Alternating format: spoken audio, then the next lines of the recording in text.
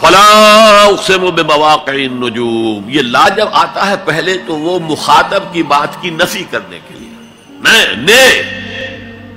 It is like that, یہ نفی ہے۔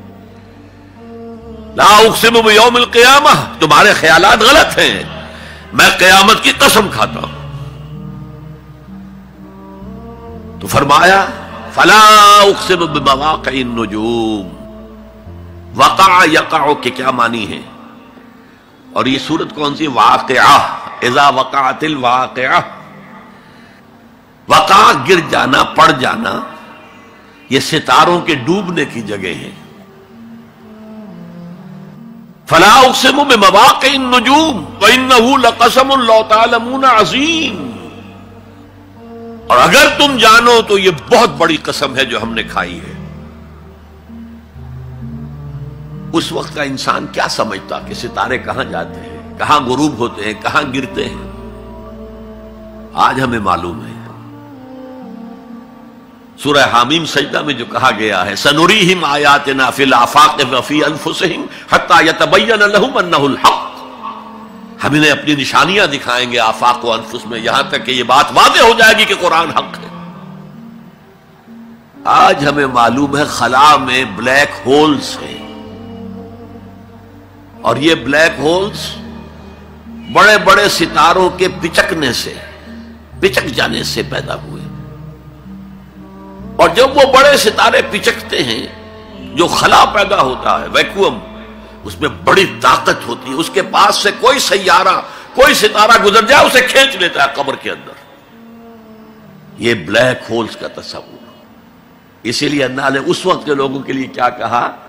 فلا اقسم بمواقع النجوم وانہ لقسم لو تعلمون عظیم انہ لقرآن کریم، یہ بہت باعزت قرآن ہے، فی کتاب مکنون، ایک چھپی ہوئی کتاب میں ہے،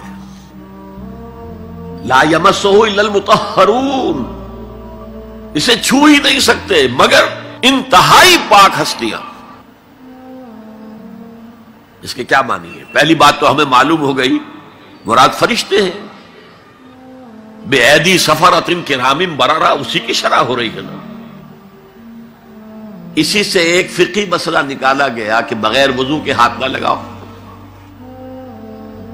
لیکن اس کا اصل مفہوم کیا ہے وہ سمجھیے۔ قرآن کی روح تک کوئی نہیں پہنچ سکتا جب تک کہ تزکیہ نفس نہ ہو گیا۔